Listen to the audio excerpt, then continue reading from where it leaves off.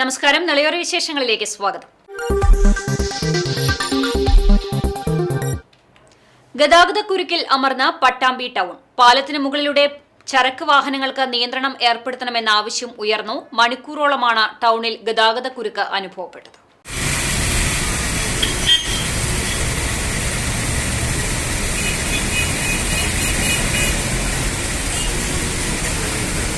പട്ടാമ്പിയിൽ കഴിഞ്ഞ ഏതാനും ദിവസങ്ങളായി തുടരുന്ന ഗതാഗതക്കുരുക്ക് ഇന്ന് രൂക്ഷമാണ്.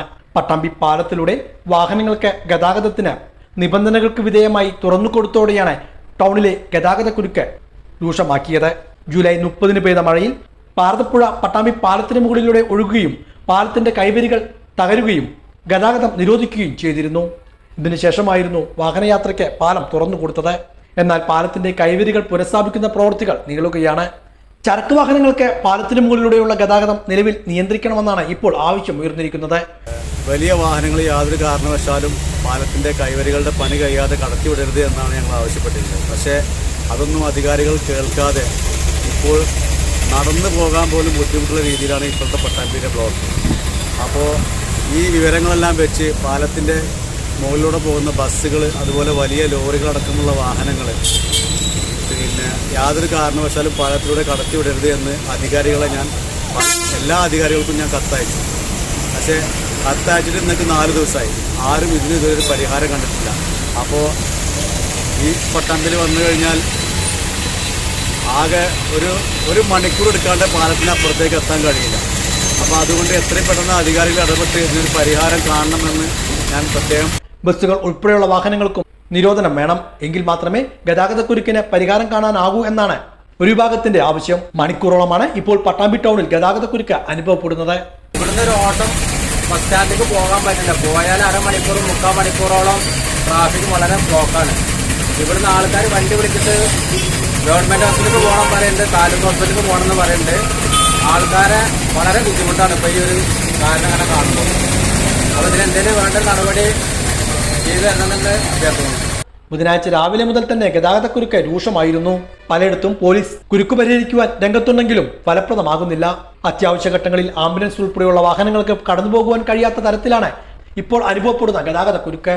ഇതിന് ശാശ്വത പരിഹാരം അടിയന്തരമായി കാണണമെന്നാണ് നാട്ടുകാരുടെ ആവശ്യം. 2 ആഴ്ചയായി പാലം തകർന്നിട്ട് ഇതുവരെയും കൈവരി നിർമ്മിക്കാനോ അതിൻ്റെ അറ്റകുറ്റി പണി നടത്താനോ ഇതുവരെയും ഉത്തരവാദിത്തപ്പെട്ട അധികാരികൾ രംഗത്തെത്തിയിട്ടില്ല എന്നുള്ളതാണ്. ഒച്ചിൻ്റെ വേഗതയിലാണ് യുദ്ധകാലാടിസ്ഥാനത്തിൽ നടപ്പാക്കുമെന്ന് പറഞ്ഞ കൈവരിയുടെയും പാലത്തിൻ്റെ അനുകൃത നിർമ്മാണം ഒച്ചിൻ്റെ വേഗതയിലാണ്. ഒച്ചിൻ്റെ വേഗതയും ഇല്ലാതെയാണ് മുന്നോട്ട് പോയിക്കൊണ്ടിരിക്കുന്നത്. ഈ ഒരു സാഹചര്യത്തിൽ നമുക്കറിയാം പട്ടാമ്പി അങ്ങാടിയിൽ ഭയങ്കര ബ്ലോക്കാണ്. ഏതുവരെയെന്ന് ചോദിച്ചാൽ പട്ടാമ്പി ഗുരുവായൂർ റോഡ് മുതൽ മേലെ പട്ടാമ്പി ജംഗ്ഷൻ വരെ ഭയങ്കര ബ്ലോക്കാണ്. വാഹനങ്ങൾ വീർപ്പ് മുട്ടുകയാണ്. ഇത് അധികാരികൾ കണ്ണു തുറന്ന് കണ്ടേ മതിയാവും. CCTV വാർത്ത ബലം കണ്ടു. കൂറ്റനാട് സെന്ററിൽ പട്ടാമ്പി റോഡിലും എടപ്പാൾ റോഡിലും രൂപപ്പെട്ട അപകടക്കുഴികൾ അടച്ചു തുടങ്ങി.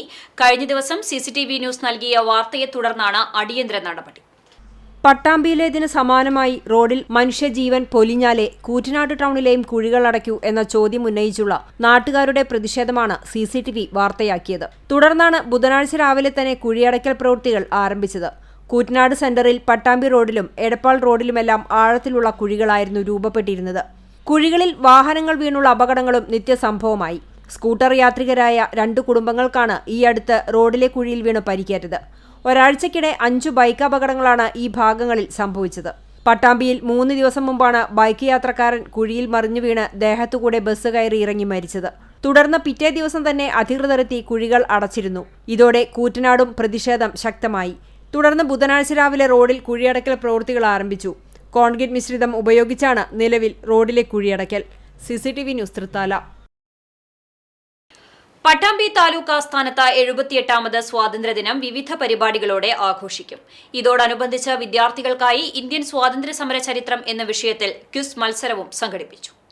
Pattambi mini civil station estate കമ്മിറ്റിയുടെ നേതൃത്വത്തിലാണ് വിദ്യാർത്ഥികൾക്കും ഉദ്യോഗസ്ഥർക്കുമായി സ്വാതന്ത്ര്യദിന ക്വിസ് മത്സരം നടത്തിയത്. ഹൈസ്കൂൾ ഹയർ സെക്കൻഡറി വിഭാഗം വിദ്യാർത്ഥികളും ഉദ്യോഗസ്ഥരുമാണ് മത്സരത്തിൽ പങ്കെടുത്തത്. താലൂക്കിലെ 16ഓളം വിദ്യാലയങ്ങളിൽ നിന്നുമുള്ള കുട്ടികൾ ഹൈസ്കൂൾ ഹയർ സെക്കൻഡറി വിഭാഗത്തിൽ പങ്കെടുത്തു. തഹസിൽദാർ ബിന്ദു മത്സരത്തിന്റെ ഔപചാരികമായ ഉദ്ഘാടനം നിർവഹിച്ചു. പൂരേഖ തഹസിൽദാർ ഗിരിജാദേവി, ഡെപ്യൂട്ടി തഹസിൽദാർ VP സെയ്ദ് മുഹമ്മദ് തുടങ്ങിയവർ നേതൃത്വം നൽകി. ഇന്ത്യൻ സ്വാതന്ത്ര്യ സമര ചരിത്രവുമായി ബന്ധപ്പെട്ടായിരുന്നു ക്വിസ് മത്സരം ഒരുക്കിയത്. ഹൈസ്കൂൾ വിഭാഗത്തിൽ Pattambi CGM English medium school 1ാം സ്ഥാനം കരസ്ഥമാക്കി. Pattambi government higher secondary school ടീമിനാണ് 2ാം സ്ഥാനം. പരുത്തൂർ ഹയർ സെക്കൻഡറി സ്കൂളിൽ നിന്നുള്ള ടീം 3ാം സ്ഥാനവും കരസ്ഥമാക്കി. ഹയർ സെക്കൻഡറി വിഭാഗത്തിൽ മേഴത്തൂർ ഗവൺമെന്റ് ഹയർ സെക്കൻഡറി സ്കൂളിലെ വിദ്യാർത്ഥികൾക്കാണ് 1ാം സ്ഥാനം. Koppam government vocational higher secondary school 2ാം സ്ഥാനവും എടപ്പലം BTM എത്തിങ്ങാന ഹയർ സെക്കൻഡറി സ്കൂളിലെ വിദ്യാർത്ഥികൾ 3ാം സ്ഥാനവും കരസ്ഥമാക്കി. വ്യാഴാഴ്ച രാവിലെ താലൂക്ക് ആസ്ഥാനത്ത് സ്വാതന്ത്ര്യദിനാഘോഷം വിവിധ പരിപാടികളോടെ നടത്തും. മുഹമ്മദ് മോഹസിൻ ഉൾപ്പെടെയുള്ളവർ പങ്കെടുക്കും. ക്വിസ് മത്സര വിജയികൾക്കുള്ള സമ്മാനങ്ങളും ചടങ്ങിൽ വിതരണം ചെയ്യുമെന്ന് ഡെപ്യൂട്ടി തഹസിൽദാർ TP കിഷോർ സൂചിപ്പിച്ചു. സ്വാതന്ത്ര്യദിനാഘോഷത്തിന്റെ ഭാഗമായിട്ട് താലൂക്ക് തലത്തിൽ ക്വിസ് കോമ്പറ്റീഷൻ സംഘടിപ്പിച്ചിരിക്കുകയാണ്. ഇത് സംഘടിപ്പിക്കുന്നത് Pattambi municipal station estate committee, അതിൻ്റെ ചെയർപേഴ്സൺ കൂടിയുള്ള പട്ടാമ്പി തഹസിൽദാറും ടീമാണ്. ഹയർ സെക്കൻഡറി വിഭാഗം, ഹൈസ്കൂൾ വിഭാഗം, അതിന് പുറമെ താലൂക്കിലെ വിവിധ ഓഫീസുകളിൽ ജോലി ചെയ്യുന്ന വിവിധ ഓഫീസുകളിൽ നിന്നുള്ള ജീവനക്കാരുടെ വിഭാഗം, ഇങ്ങനെ 3 വിഭാഗങ്ങളിലായിട്ടാണ് ഇന്നിവിടെ നടക്കുന്ന ക്വിസ് കോമ്പറ്റീഷൻ. അതിപ്പോൾ ഹൈസ്കൂൾ തല ക്വിസ് കോമ്പറ്റീഷൻ ആരംഭിച്ചിരിക്കുകയാണ്. ഏകദേശം 16 ടീമുകൾ പങ്കെടുക്കുന്നുണ്ട്. ഓരോ ടീമിലും 2 പേരാണ് ഓരോ സ്കൂളിനെ പ്രതിനിധീകരിച്ചുകൊണ്ട് വന്നിരിക്കുന്നത്. ഹയർ സെക്കൻഡറിയിൽ മാത്രം പേരുണ്ടാവും. അതുപോലെ ജീവനക്കാർ, വിവിധ ഓഫീസുകളിൽ നിന്നുള്ള ജീവനക്കാർ, എല്ലാ ഓഫീസുകളും അതിൽ ഉൾപ്പെടുന്നുണ്ട്.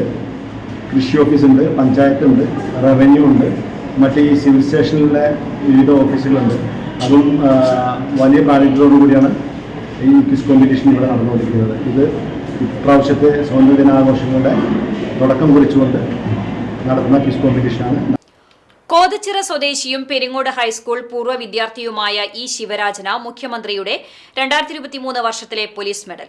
നിലവിൽ പാലക്കാട് ജില്ലാ സ്പെഷ്യൽ ബ്രാഞ്ചിലെ ASI ആണ് ശിവരാജൻ. കോതച്ചിറ അരീക്കര കുട്ടിനാരായണൻ നായരുടെയും രുക്മിണിയുടെയും മകനാണ്. ചാത്തന്നൂർ ഹൈസ്കൂൾ അധ്യാപിക സിനിയാണ് ഭാര്യ.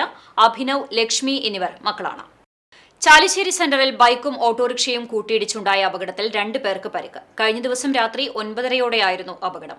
ചാലിശ്ശേരി സെന്ററിൽ നിന്നും പെരിങ്ങോട് റോഡിലേക്ക് കടക്കുകയായിരുന്ന ഓട്ടോറിക്ഷയും കൂറ്റനാട് ഭാഗത്തു നിന്നും വരികയായിരുന്ന ബുള്ളറ്റും കൂട്ടിയിടിക്കുകയായിരുന്നു. ബൈക്ക് യാത്രക്കാരായ 2 പേർക്കാണ് അപകടത്തിൽ പരിക്കേറ്റത്. വയനാട്ടിലെ ദുരിതബാധിതർക്ക് സഹായഹസ്തവുമായി വ്യാപാരി വ്യവസായി ഏകോപന സമിതി പട്ടാമ്പി മണ്ഡലം കമ്മിറ്റി. വ്യാപാരികൾ സ്വരൂപിച്ച തുക കൈമാറി. നിയോജക മണ്ഡലം കൺവെൻഷനും സംഘടിപ്പിച്ചു. കേരള വ്യാപാരി വ്യവസായി ഏകോപന സമിതി പട്ടാമ്പി മണ്ഡലം കൺവെൻഷനും സംസ്ഥാന ജില്ലാ നേതാക്കൾക്കുള്ള സ്വീകരണവും വയനാട് ദുരിതാശ്വാസ ഫണ്ട് കൈമാറ്റവുമാണ് മേലെപ്പട്ടാമ്പി ഇവാനിയക്കാടിൽ വെച്ച് നടത്തിയത്. സമിതി സംസ്ഥാന വൈസ് പ്രസിഡന്റും പാലക്കാട് ജില്ലാ പ്രസിഡന്റുമായ ബാബു കോട്ടയിൽ ചടങ്ങ് ഉദ്ഘാടനം ചെയ്തു. ഏറ്റവും വലിയ സംഖ്യ അത് സമാഹരിക്കുന്ന ജില്ലാ കമ്മിറ്റിയായി ഈ ജില്ലാ കമ്മിറ്റി മാറാൻ. കേരള സംസ്ഥാനത്ത് തന്നെ 14 ജില്ലകൾ നമ്മളെക്കാൾ വലുപ്പമുള്ള അംഗസംഖ്യയുള്ള, പണം കൊണ്ടും ബലം കൊണ്ടും ആസ്തി കൊണ്ടും നമുക്ക് മുകളിൽ നിൽക്കുന്ന ജില്ലാ കമ്മിറ്റികളോടൊപ്പം നിൽക്കാൻ കഴിയുന്ന ഒരു വലിയ പ്രവർത്തനം ഈ വയനാട് ഫണ്ടിന്റെ അവസാന കണക്കുകൾ വരുമ്പോ അത് പാലക്കാട് ജില്ല കേരള സംസ്ഥാനത്ത് എഴുതി ചേർക്കുമെന്നതിലും യാതൊരു സംശയവുമാണ്. അത്തരത്തിൽ ഈ പ്രവർത്തനം ഏകോപിപ്പിക്കാൻ നമുക്ക് കഴിഞ്ഞത് ഒരേ ദിശയിൽ ചിന്തിക്കുന്ന പ്രവർത്തകരെയും നേതാക്കളെയും അണിനിരത്താൻ നമുക്ക് കഴിഞ്ഞിരുന്നു. നിയോജകമണ്ഡലം പ്രസിഡന്റ് KP റസാഖ് അധ്യക്ഷനായിരുന്നു. ജില്ലാ ജനറൽ സെക്രട്ടറി K ഹമീദ് മുഖ്യപ്രഭാഷണം നടത്തി. പുതുതായി തെരഞ്ഞെടുക്കപ്പെട്ട സംസ്ഥാന ജില്ലാ മണ്ഡല നേതാക്കൾക്ക് ആദരവും നൽകി. വയനാട് ദുരിതാശ്വാസ ഫണ്ടിലേക്ക് വിവിധ മണ്ഡലങ്ങളിൽ നിന്നും സമാഹരിച്ച 12 ലക്ഷം രൂപ മണ്ഡലം കമ്മിറ്റി ജില്ലാ ഭാരവാഹികൾക്ക് കൈമാറി. ജില്ലാ വൈസ് പ്രസിഡന്റുമാരായ മുസ്തഫ മുളയങ്കാവ്, TP സക്കീർ, ഷെയ്ഖ് ചിന്നാവ, ജില്ലാ സെക്രട്ടറിമാരായ പ്രജിത് പട്ടാമ്പി, O അരവിന്ദാഷൻ, KT ഷാജി, സിദ്ദിഖ് പത്രാസ് തുടങ്ങിയവരും പങ്കെടുത്ത് സംസാരിച്ചു. മണ്ഡലത്തിലെ 16 യൂണിറ്റുകളിൽ നിന്നുമായി 250 പരം വ്യാപാരികളാണ് കൺവെൻഷനിൽ പങ്കെടുത്തത്. ഞാങ്ങാട്രി ക്ഷേത്രത്തിൽ ഇല്ലം നിറ ആഘോഷിച്ചു. വാദ്യങ്ങളുടെ അകമ്പടിയോടെ ക്ഷേത്രം മേൽശാന്തി രമേശ് എമ്പ്രാന്തിരി കീഴ്ശാന്തിക്കാരും കൂടി നെൽക്കതിർ തലയിൽ വെച്ച് ക്ഷേത്ര പ്രദക്ഷിണം നടത്തി. തുടർന്ന് പ്രത്യേക പൂജകൾക്ക് ശേഷം നെൽക്കതിർ ഭക്തർക്ക് വിതരണം ചെയ്തു. ജീവനക്കാർ, ഭക്തർ തുടങ്ങിയവർ പങ്കെടുത്തു. ഞാങ്ങാട്രിയിൽ തീപ്പൊള്ളലേറ്റ് മരിച്ചു. ഞാങ്ങാട്രി ബദരിയ മഹലിൽ താമസിക്കുന്ന കുനിയെത്തിയതിൽ വീട്ടിൽ മറിയയാണ് മരിച്ചത്. 80 വയസ്സായിരുന്നു. കഴിഞ്ഞ ദിവസം രാവിലെ 9:30യോടെയായിരുന്നു സംഭവം. വീട്ടുകാർ പുറത്തുപോയ സമയത്തായിരുന്നു അപകടമുണ്ടായത്. പൊള്ളലേറ്റ് കിടന്നിരുന്ന മറിയയുടെ സമീപത്തു നിന്നും മണ്ണെണ്ണ പാത്രവും കണ്ടെത്തി. ഉടൻ തന്നെ പട്ടാമ്പിയിലെയും പിന്നീട് പെരിന്തൽമണ്ണയിലെയും സ്വകാര്യ ആശുപത്രിയിൽ പ്രവേശിപ്പിച്ചെങ്കിലും ജീവൻ രക്ഷിക്കാനായില്ല. ആത്മഹത്യയാണെന്നാണ് പ്രാഥമിക നിഗമനം. ഇതോടെ നിളയോര വിശേഷങ്ങൾ സമാപിക്കുന്നു. നമസ്കാരം.